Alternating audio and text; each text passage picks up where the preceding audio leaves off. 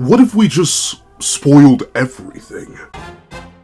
What's up, guys? I love Hunter here, and here we are to do a breakdown / spoiler discussion for chapter 262-2 of Jujutsu Kaisen, which I don't answer the Sasha Battle and the Unhappy Demon Face Jujutsu Part 200. Sweet mother of mercy, not 200. 34 still. But regardless, we do have slightly hefty time to talk about. But luckily enough, on this point, we actually do have unlimited time. So let's not waste any more time, and let's hop right into it. Heading me, are you ready? 3, 2, 1, go. What's up, guys? That guy with a pencil here. Fun fact, I do happen to have it on me and keep it on me at all times. And another fun fact, if you hear the Hispanic music, no you don't. I'm sorry. There's literally nothing I can do about that. But with that being the case, Rika. I'll admit, I'm this is definitely a question of like, you will plug yourself in right now. Gosh darn it.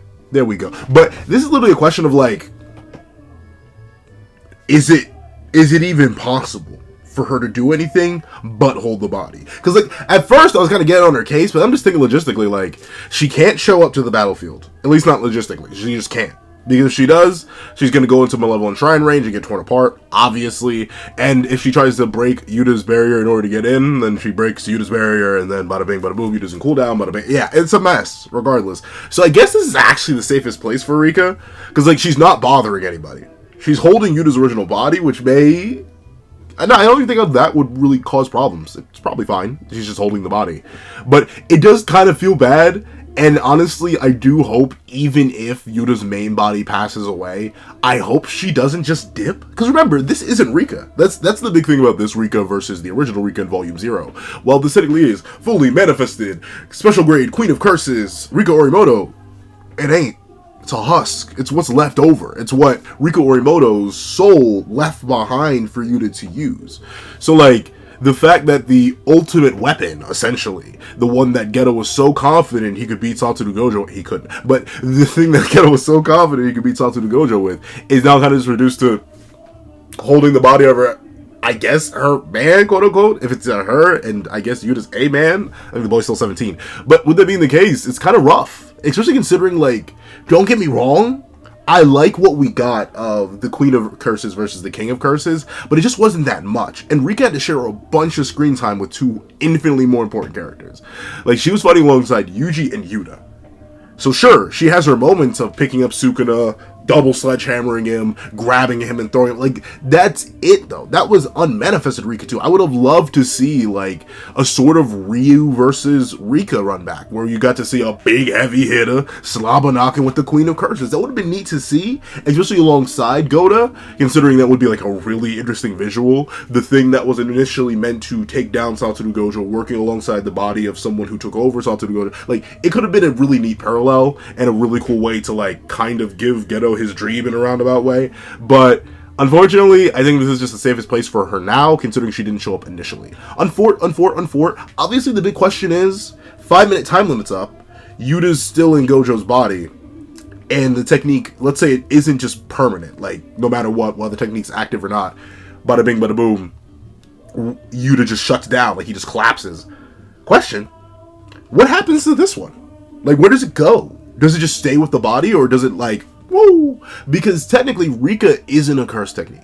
I know she's listed as a curse technique in some of the data books, but like, there's too many contradictory factors to that. Like, she lasts after burnout. She is completely independent of him, regardless of whether or not his domain collapses, which also should result in immediate burnout. She's able to exist while the main body is, you know, brainless. So clearly, like, there are multiple things going on that make her like adjacent as. Really, as Sukuna's been calling Yuta, he still is technically a cursed brat. Rika is just a curse attached to him.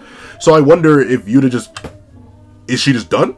Is she just like into the ether? She just vanished? Or will she actually still be able to help? And maybe even get a buff from Yuta fading away. And then we get to properly see the King of Curses versus the Queen of Curses. I don't know. That's the thing. I do think it's purposeful that we're seeing this image. I don't think Gege would just but then again, maybe that's the whole point. Showing us where she is, so we don't question where she is. right? Maybe there isn't no deeper significance to this, and it's just me huffing straight copium because I want to see more Queen versus King stuff. So, I'm kind of leaning towards that now, mainly because Rika just isn't important enough. Like that's the crazy thing that keeps happening in my brain. Ever since Satoru Gojo fell, my brain is just fully awakened to the idea that none of these characters are important enough. Not even Yuta Koto himself are important enough to actually fell the King of Curses realm and Sukuna. They're just going to keep wearing him down. So, like, in terms of narrative weight and wearing down, like, Rika's really, really low. Especially this husk of Rika, who barely knows what a Sukuna is. So, yeah, I wouldn't be shocked if her final role in the narrative was just this. Just acting as, like, a Wi-Fi router. It's crazy, considering she's literally, once again, she's not necessarily a curse technique, so it's not really appropriate to call her Shikigami, but we'll go with Shikigami because it's the easiest term. She's literally the second best Shikigami? Arguably the first? Is with the nerf, though, is she still really the first? Raga's really good. In Rika versus Raga, I give that to Raga like 9 times out of 10. Once again, I don't think Rika's blasts are big enough to vaporize all of Raga before Raga adapts. But, like, even second best Shikigami after Raga ain't nothing to squawk at. But enough of talking about this opening page. Let's actually hop into the chapter itself. First things first, I gotta give my credit. And I'll give this credit a little bit to me, a little bit to Yuta, but a lot of it to Yuta. I told y'all he wasn't done. Every single person in named Mama knows me as a Yuta auntie. Why? I don't really know. It's because of a Maki Meat Muncher. I think that's it. I think it's because of a Maki Meat Muncher, a Kenjaku Creamer, a Sukuna Slopper, and a Gojo Glazer. I think that's why. Even a little bit of a Kashibo Creamer. So, like, I get why people think of me as a Yuta auntie. But the one thing I was saying, all the way back, you can go back to the first leak discussion when 262 Part 1 first dropped. I was like, yo, chill out. It's gonna be okay. Like, I really did not think those 2 punches were the end of the world for Goda. I just thought bro was caught off guard because he didn't know that happened. He didn't know that was on the playbook, and he was relying a little bit too much on Infinity. That's it. And he immediately proves that's the case, because after getting 2-piece, he just, and then, boom, flips Sukuna right on over. And I'll admit, I have to give Yuta credit more and more and more as this chapter goes on, because it explains so much about Yuta's perspective right now. And, like, how different the whole soul-swapping thing was versus actually just straight up piloting the body in a real intense fight. So we see that Goda's like,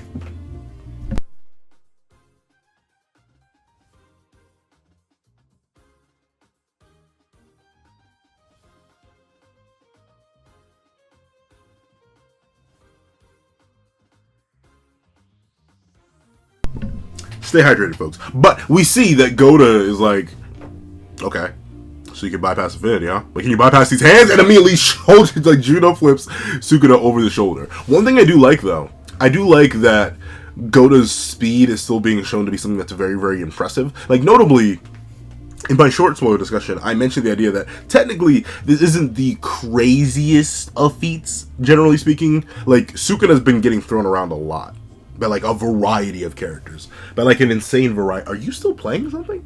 You are, but like, Sukuna's been getting thrown around by a variety of characters, like Maki, like Ino, like Yuji, like Kusakabe. Like, there are levels to characters who have been throwing around Sukuna. So I initially wasn't going to give this too much, but I still have to give it extra credit, because notably this bang bang, like, remember the last chapter that put the whole community in shambles, put Sukuna fans through the roof and all that. That little mink, Sukuna's still in punching position. Meaning that off the second mink that had Yuta moving like this, he slipped the punch, slid down Sukuna's arm, hit a whole 180 on him, and then boom, then flipped him. That's a little bit clean right there. That, like, no other character's done that. No other character's done that. Typically when characters are launching Sukuna around or throwing him around, it's typically because he either directly engaged with them in a way that he wasn't ready for. Like, I'm thinking of Maki when she threw Sukuna. It was either one, when Sukuna was holding on to somebody else. He was holding on to Kusakabe going to cleave him, and then Maki just full bull rush tackled him through a building. And the first time when Maki threw him is when Sukuna was like, hey, give me that, and then proceeded to grab the blade, and Maki was like, really? And just yeeted him. Meanwhile, Rika, once again, she usually comes in, and when Sukuna's either distracted or off guard, then grabs him and tosses him. Yuji did his Black Flash Time anime there, and to be fair, did use a whole dragon. So, like, there are definitely multiple characters who have thrown Sukuna, but credit to Yuta here for throwing Sukuna while mid getting punched in the face. That's not that's not easy to, like, notably, I'm not a fighter in any way, shape, or form. I know people who do fight. I've heard the stories. I've been hit. I don't know how y'all do that. Like for any of my, because I know I do have people who serve. I know I have people who do like close quarters combat training. I don't get how y'all take hits. I was wearing like body armor, like I'm not sure, whatever that thing that people put on like around their torso, and my friend, he gave me like a light jab. Dog, I nearly threw up. I really don't get how y'all do that, like for a living. Like that is crazy in like actual hard hits. Bro just hit me with like, and I know I've seen him hit people harder than that. By the way, bro's smaller than me. I'm not the biggest dude out there. I'm only 3 feet tall, but still.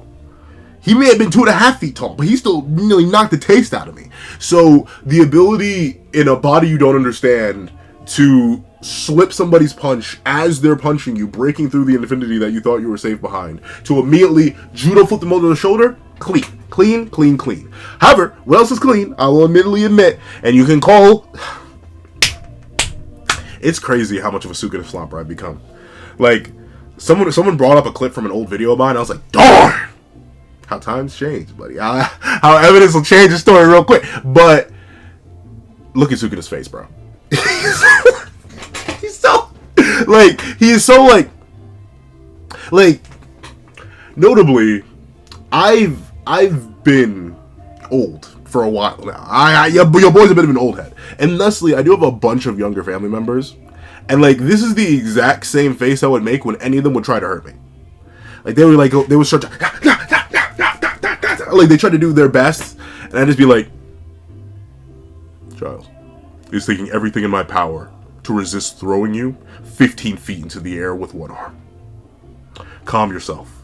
Go back over to the grill and get yourself another burger before I put you under the grill and then close. No, like, legitimately, I love my younger family. I would never do, but still, the blasé look of getting grabbed and tossed around. Once again, Sukuna is kind of just vibing. Which is, here's the thing, half of it's crazy, because, like, this Sukuna, don't get me wrong, still insanely powerful, obviously, but, like, dude, no pressure at all, like, none, like, notably, don't get me wrong, I know a lot of Sukuna and his abilities and his reactions vary very specifically because of how engaged he is. Like, notably, the main reason Sukuna had Yuji screaming, or Yuji had Sukuna screaming like he was and getting really, really annoyed, is because, at least according to Ume, he only locks in when he feels like he's fighting something interesting. He despises Yuji because he thinks Yuji's boring. So it's very likely that Sukuna was like sandbagging to like 1% of his true potential. That's why the moment he wanted to do something actually more exciting, he just knocked Yuji away despite all the nerfs. So I get that Goda's a bit more of a serious threat, so maybe Sukuna's just generally more locked in, and that's why he's staying so like... And maybe that's why he's staying so much more calm, but still, just the face that he makes as he gets tossed over Goda's shoulder is crazy. However, Goda does take the shoulder toss and throw him. Once again, I'm kind of shocked that Goda isn't like... Actually, no. It makes sense, because he's using Domain Amp. But, once again, Sukuna showing his amazing fighting prowess just takes his good hand and immediately catches himself as he slams into the ground. I wonder what that feels like. Like notably... I know the domain is just like a manifestation of space. Like, it's whatever. It's reality overlapped with another reality and stuff like that. But, like, what does that rushing background feel like? Like, is it like water? Is it like just air? Like, I'm not sure. Like, have y'all ever put your hand on like a thin veil of running water? Like, it's like a little mini waterfall. Not like an actual waterfall. Waterfalls are big and dangerous. But, like, those like little sheens of water, and like you just press your hand on there and like the water just like it has that flowing sensation. Is that what that feels like? Because it looks like an infinite English. It looks like unlimited void is like rushing away, and Sukuna just palms it. I know it's probably just all visuals, but still, it's interesting.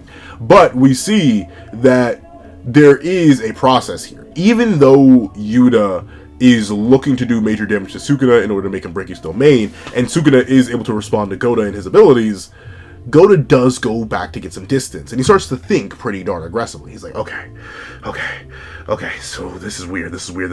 He's essentially realizing everything that was wrong for Gojo, and how complicated it is to just be Gojo. Notably, while Yuta does have access to the sixth eyes, his brain is what's being used to process everything. Unless you are huffing that straight, delicious, scrumdiddlyumptious copium, Yuta's brain is in there right now. And remember, the sixth eyes feeds you all the information. Like, all of the information, ever. Like, souls and stuff like that. Like, you have extrasensory perception to the moon with the sixth eyes. So Yuta's brain is just being flooded with insane amounts of information just on what he's actually perceiving, not to talk of unlimited void, even though that wouldn't affect him clearly. But with that being the case, we see that Yuta's kind of in this weird catch-22 spot. In fact, let me see. I'm going to go see if I can find the transmomulations to see if I can hunt those down for the sake of the Sarate. Can I find you for the sake of the Sarate right now? Please, please, please? You know what? I'm scared.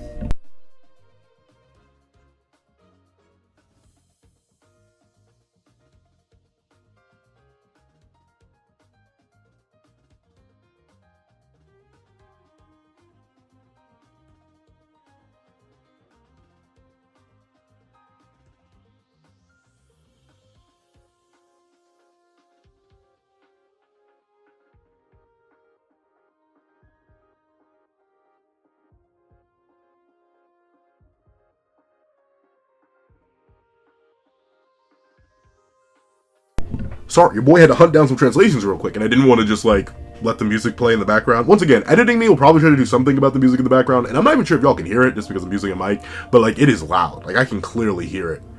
And there's a brick wall between. But with that being the case, we see that Yuta's understanding, ultimately, this transfer came with a bunch of limitations. Number one, Rika isn't haunting the body that he's in right now. So while, sure, his brain is in there, the main flesh that is Yuta Okkotsu is what Rika Orimoto's husk is haunting. Thusly, he can't actually use any technique beside the Limitless. This was established last chapter, but it gets doubled down on here. Another thing, it seems like Kenjaku's techniques, presumably what he's referring to here are the gravity technique and curse spirit manipulation, but admittedly, I don't think he could use curse spirit manipulation. He hasn't eaten any balls. I shouldn't have said it like that. But, like, presumably it is mainly just the gravity technique that he may have some sort of idea of. It seems to be that's a no-go too. So despite consuming Kenjaku's brain, and Kenjaku's brain holding multiple techniques, such as the gravity technique, curse spirit manipulation, and whatever tertiary technique that allows the body swapping in of itself, impossible. But with that being the case, Sukuna's also pretty limited because he can't use the slash that cuts the world. He cannot use the spatial slash just yet. Now, admittedly, I would, like, especially considering what Sukuna's revealed in terms of craftiness and ability to do things on the fly, I would not act under that assumption. Like, that's just an assumption that doesn't seem safe to make. Like, notably, especially in a world like JJK, where binding vows are a known system mechanic, I wouldn't risk that. Especially since Sukuna has so much to give, still, for binding vows. Because realize, the only real one he made for the spatial slash was the first one. That's it. He can alter it. He can put more limitations on it. He can do anything to pull it out if he really needs to. And he really feels like it. So Yuta being so comfortable being like, okay, he can't use it. Did he also say the same thing about his flames?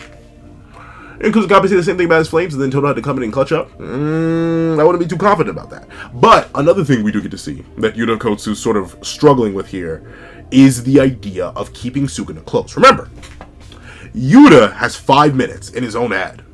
Realistically, he has 3 minutes inside this domain clash. But look what he does. He kicks Sukuna away. So Yuta, despite having the ability to engage with Sukuna in close quarters hand-to-hand, he's still not all too comfortable with the concept of it and tries to push him away. Which is very interesting, considering how Gojo's fighting style works typically. Gojo, weirdly enough, except for obviously his ults, is a really close-range fighter. Honestly, darn near to his detriment. Like, he infuses blue on all of his punches and everything. When realistically, that man should be doing the exact opposite. He should be ranging out everybody. But with that being the case, Yuta seems to be falling back on that more ranged approach. And remember, while Yuta does have hands, he's not he's not typically a hands fighter. He's more so a sword fighter. So seeing him being forced to use hands makes you to realize a couple things that he didn't realize before. And let me leap to the next page so I can get some more translations. Oh, Yuta says, I have the advantage. But we see that ultimately, Yuta's kind of like swinging and missing. Like, ultimately, that boy is not able to land as many clean hits as he wants. And then Sukuna's like, and then, like, notably, I do love Sukuna's face here. We don't get much internal monologue from him so far. But I like how Sukuna is, like, studying Goda.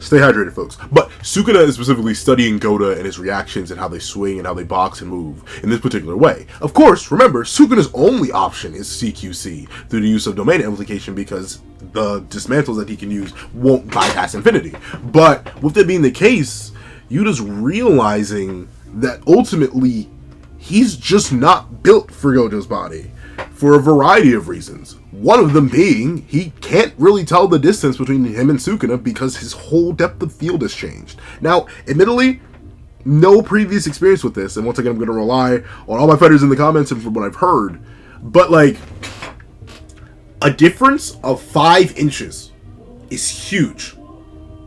A difference of like 2 inches is huge. I know some people are going to be like, but still, no, like legitimately. Like, just someone with a 2-inch longer wingspan than somebody else can land way more hits at a way safer distance. From what I've been told. It's why typically people who have longer limbs are really good in fights. And typically have an advantage over people who have shorter limbs. Because you just have more range. But of course, if you were to suddenly go from shorter to taller, you suddenly gain a bigger hitbox, for one, and two, you will now not be sure how to fight and aim yourself because you're going to suddenly shift perspective in everything. Remember, you're just shifting perspective in terms of information gathering, he's shifting perspective in terms of range, he's shifting perspective in terms of fighting style. Everything's changed, and he's not getting a good warm-up. He's fighting the King of Curses, who's lived in this type of body for who knows how long and has who knows how many years of fighting experience with it. And you can even tell by how Sukuna just, like, he's low-key moving like a boxer right now. Like, he's got the close guard up, and he's got the other arms flared up at the back. He's moving devious. And we see that Goda is kind of in trouble. This is the most Gojo face he's made so far, though. I do like that. But with it being the case, we see that Goda realizes that he's not necessarily in a position to, you know, challenge Sukuna as good as Gojo was.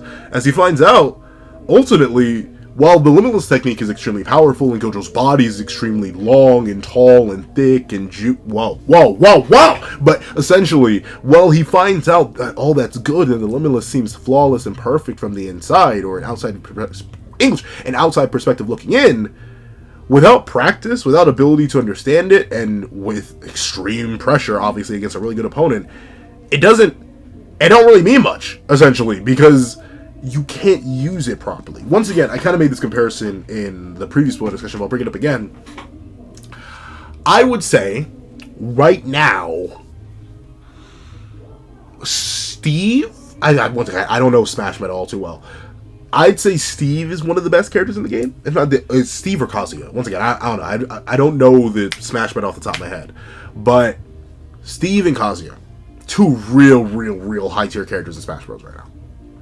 If I were to hand you, and watch half y'all actually just be good Smash players, like know how to use Steve and Kazuya. But essentially, if you were to hand me them, despite me having played Smash for years, despite having numerous characters on my belt, from Sonic to Greninja to Mewtwo to Sora to I'd say I have like a solid 3-man main, and then like I have 10 characters who I can just pick up and play, and then I can play most of the roster.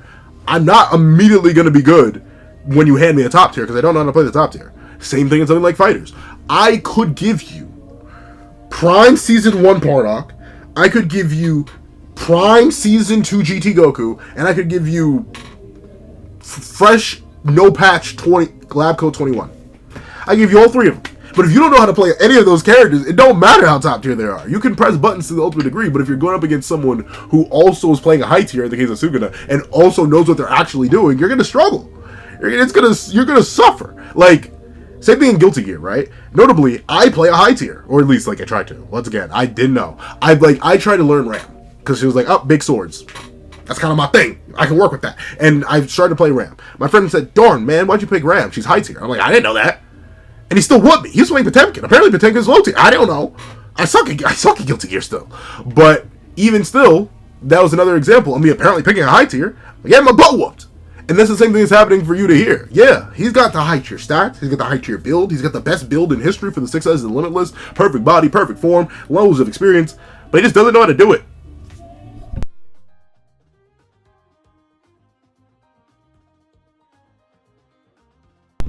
And that's the big issue. If you don't know how to use your build, it doesn't matter how good it is. That's something you'll find in all aspects of life. It don't matter. There are a few things, if anything is skill-based, and you like need to actually know what you're doing, hopping in fresh, even with something that's really, really good in that, not the best move. Not the best move. It's hard to do things with, like, I was trying to do, like, maybe I shouldn't use so many fighting game comparisons. Let me try to use an RPG. I can't really think of, like, RPG comparisons, because it's, like, so, like, different. I'd say, like, just flat out different. Because, like, yeah, I could hand you a level 99 team, and like Pokemon, and then you'd sweep the entire game. Like, okay, I gave you a whole bunch of legendaries, with all attacking moves. You'll win in a Pokemon game. But with it being the case, we see that Yuta realizes that in spite of the immense power that he has and all that was laid to offer, he can't do as much as he can. And you can see Sukuna realizes the same thing, right? Like, Sukuna, just based on his looks here, and the more like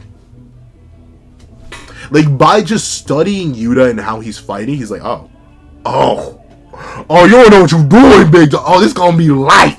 And we see that Sukuna's like, I may be able to get some RCT back from you, my boy. Come here and run my pocket. And he proceeds to pull up. And we see that ultimately Yuta's actually genuinely impressed and kind of confused on just how powerful Gojo was to say he was the strongest so casually. And, like, what did it mean to actually be that logistically powerful? And that is, it goes back into what Gojo was talking about way back when. Even though Yuta, second to Satoru Gojo in unusual abilities, second strongest of the modern day, pretty much undeniably, unless you're like me, a Maki meat muncher, a triple M, yeah, Yuta's the second strongest of the modern day. By a margin, too. By a hefty margin. No main broken, Shikigami broken, auto jump broken, technique broken, all that. Stats broken, like, legitimately. Bro's just beastly. But even he couldn't begin to fathom just how strong Gojo was, and what that meant, and how he got there. He just couldn't.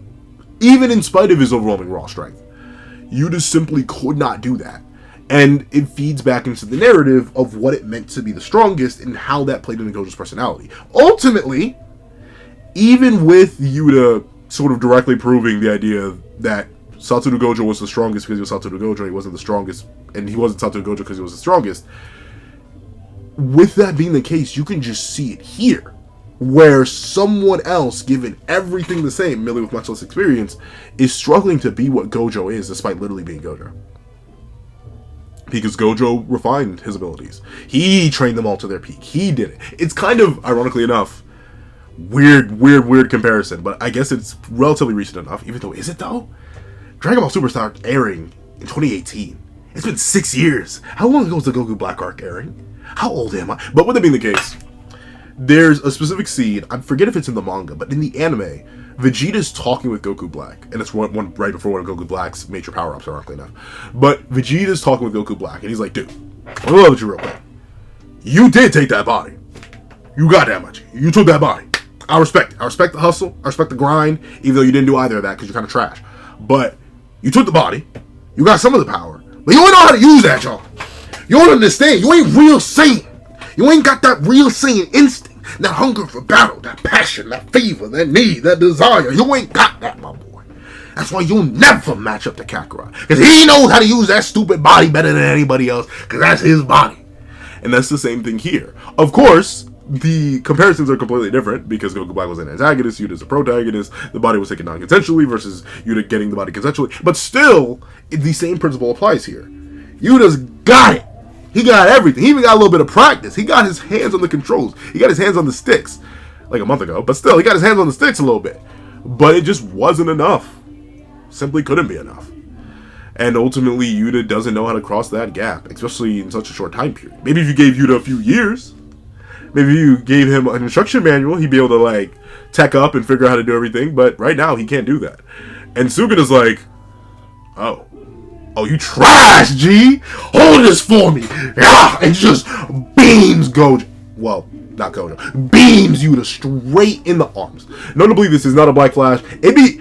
You know how crazy it'd be if it was, though? Using domain amplification and landing a Black Flash? That'd be wild. But Sukuna's like, oh, yeah, you just don't know how to do this. Which is absolutely... It makes sense, mainly because we do know that he doesn't get the full information. I do think it is somewhat crazy that...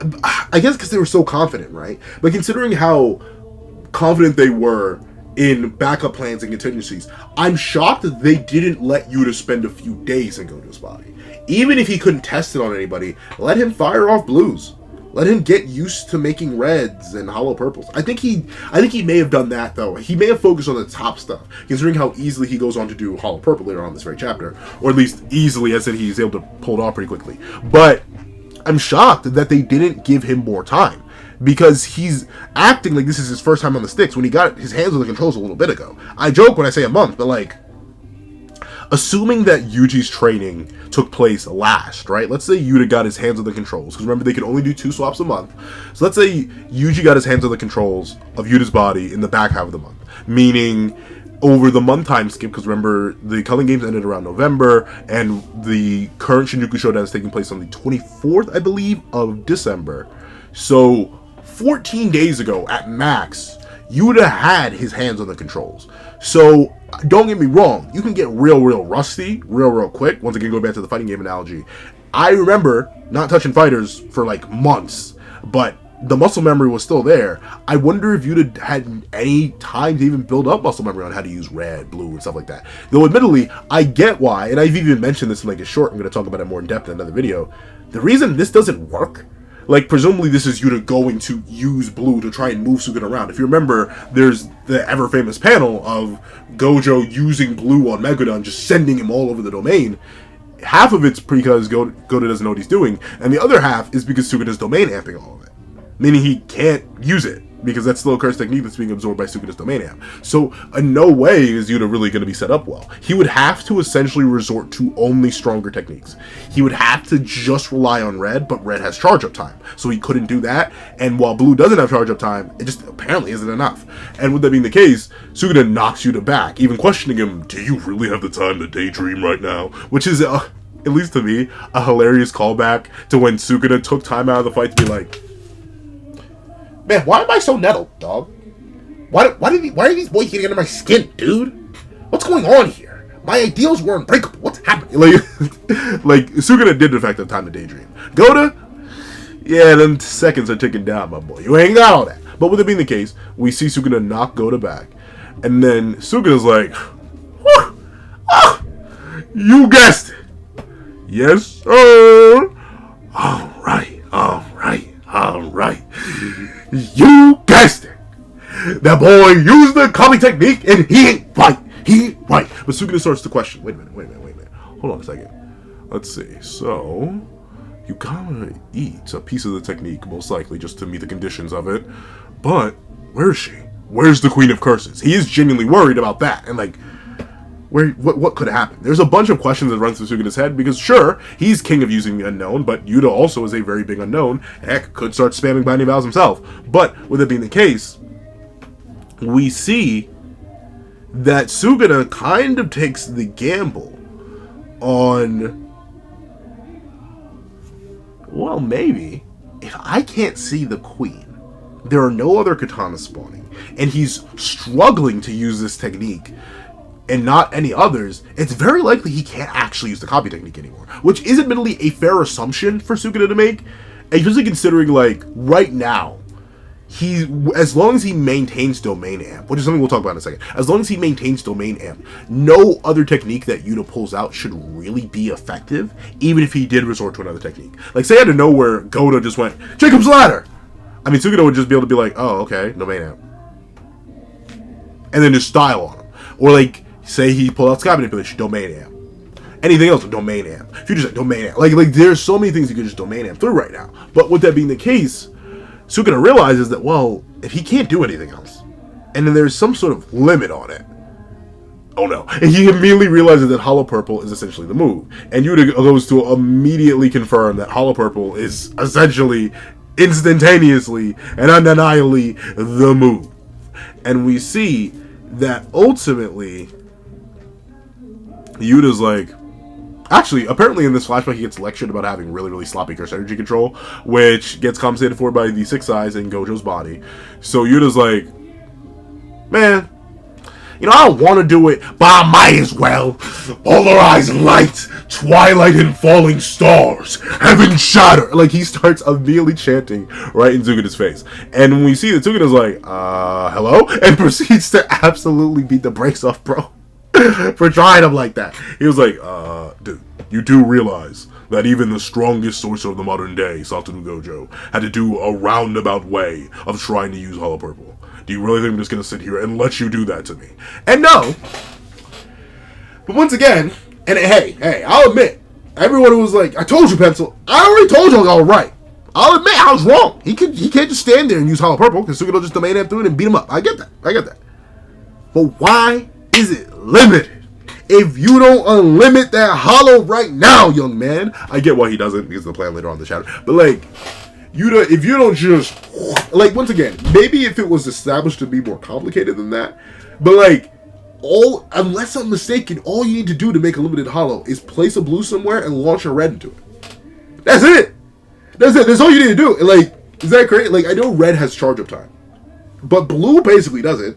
He could pop, like, he could literally drop, like, that whole ring of blues that Gojo did and just fire reds at one of them. While Sukuna's trying to force domain amp through some of them and trying to resist the suction, he's going to get hit by one of them. The other one explodes from the red. Unlimited Hollow! Like, I don't know, maybe I'm crazy. Maybe Unlimited Hollow isn't the move here because it would damage Goda too, but still, man, like, Sukuna's near out, bro. You might as well just hit him with it. But with it being the case, we see Sukuna's like, you're an idiot.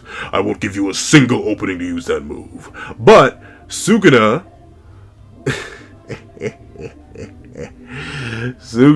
he failed to consider one thing. As Yuta knows, okay, Sukuna, he's not gonna let me use that. He may think I can't use any other technique but the Limitless. But while I may be out of techniques, I ain't out of options. And he proceeds to throw it. He proceeds to let it out. He hits the Beyblade, let it rip. And he uses blue. But why blue? Because it lets out, he throws out with the blue, a tape recorder. And that tape recorder immediately catches Sukuna's eye. And he's like, what the heck is that? But from it comes a command. English or Spanish. I would play the music, but then I would lose the channel. But with it being the case, he gets hit with "Don't move," and we see from beyond. Now here's the thing. I didn't even think of this, but like, be for real with me. For one, how did this work? Like someone asked the fantastic. How did this work on numerous levels? Number one, is this a recording? If so, huh? Like, can you do that? You can just record cursed speech for later activation? And if so, why did Inumaki's throat explode? It's not like he was using it on anyone in particular. Is this happening now in the real time? Now that the recording's been played for Sukuna, the blowback is now affecting Inumaki? I guess. Maybe that's it. If this is a live call, you can do that? In domain expansion? Like, you can just have a live cell phone? I didn't know that, but I mean, neat detail. Number 3, Sukuna. Buddy. Pal, what happened to your domain amplification? Like, unless curse speech is a hard counter to domain amp too, I don't know why this managed to get through and actually free Sukuna. Like, am I crazy? Like, maybe I thought that shouldn't work. because he's domain amped up right now. Unless he just turns it off when he's not in close proximity to Goda. But why would he do that? Goda does have ranged attacks. It's clear earlier he seems to still have it on because Yuta's whole blue motions don't work on him, at least not too well. So, like, I'll admit, I don't fully get how this even worked. I'm shocked that this even, like, transpired for Sukuna. Like, dude, should be better than this. Come on, buddy. But another thing that I'll give is that ultimately, while Sukuna is paralyzed, well, he ain't gonna fall. Like, man, call me crazy. Call me crazy, call me boo-goo bonkers. Call me lazy, call me snooku conkers. I have no idea what those last two words mean. But, as cool as this is, he gonna live it, y'all. Like, he's gonna live. He's gonna live. Like, notably, I wish I could give all the credit to the moon to INUMAKI. And now, really, the only person who's done genuinely nothing is Panda. It's only Panda. But, with that being the case, Yuta, my boy, you better let this thing fire off well and good for one, and for two, how's Sukuna gonna live? That's the main, how's Sukuna, because he's gonna live, right? He's gonna live, but the question is how. Right now, I'm putting it on Hikari Bind and Vow style. Someone brought up the idea that he could just move, and that is entirely possible. Like, Inumaki's Curse Speech should not be very effective on Sukuna, even if he's only at 50% of his Cursed Energy. And that's Yuta levels of Cursed Energy, because Cursed Speech wouldn't be very effective on Yuta from Inumaki. So, realistically, Sukuna could just dodge it, but I want it.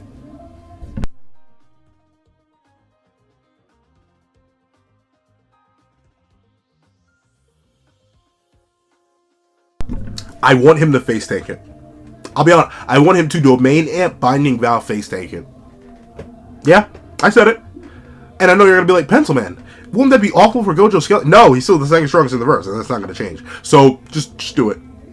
Let him Binding Vow face tank it. Please, I beg. But overall, AW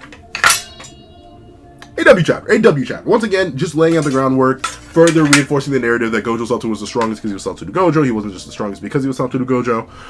And laying in the differences between Sukuna's mentality, Yuta's mentality, and how it affects them, and even a simple plan like this. I like how a lot of the simple stuff, and the stuff that Sukuna wouldn't expect, is working really well on him. From the figure out with Yuta's own domain, to the utilization of Inumaki, to utilization of Maki, like all that, the simple stuff is working really, really well on the complex game of curses, and I think that's very, very neat. However, if you made it all the way to the end of this video, please leave light polarized. Light, as in light, polarized, as in like polls rise. I don't know. But with it being the case, I'd like to thank you so much for watching. Please remember to leave a like, share, comment, and subscribe. And make sure to download the case bell so you don't miss out on any videos that come to the channel. Also, I do have a Patreon below where you can support me for as low as $1 a month. You do the exclusive videos, early content, and more. If so, now become a member of the channel for as low as $3 a month to get the same perks and more. So those perks will include the live reaction to this very chapter, and free variations of all my videos, and if you become a $25 Patreon and $25 member, you can order whatever video you want. Also, I do have a link to my Ko-Fi description down below where you can drop 5 beans for a short video, 25 beans for a long video, or any beans at all. Any support is always greatly appreciated. Now, I'd like to thank you so much for watching once again, and I hope you guys have a wonderful day. This is that guy with the pencil, writing off.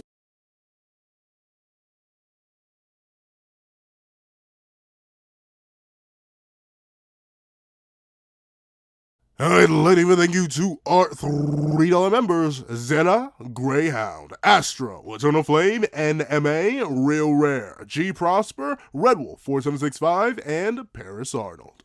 I'd like to leave another big ol' thank you to our $5 patrons, Sean, Sammy, Midnight Lord 21, Kevin Encarnacion, Josh Brown, and A+A. And I'd like to give a great big thank you to our $7 members, Autumn Mornings Lazo, Fine, and That Guy. And I'd like to give a great big thank you to our $10 members, Robbie Uchiha, Jay Warrior, and Akid's Void. And I'd like to give big, hefty, juicy thank yous to our $10 patrons, Panda Goat, Michael Williamson, Metal Solid Crisis, Joaquin Munoz, and Idem Okami. And I'd like to give the biggest, juiciest, meatiest, sloppiest, and heftiest thank you of them all to our $25 patron, Calvin Elder.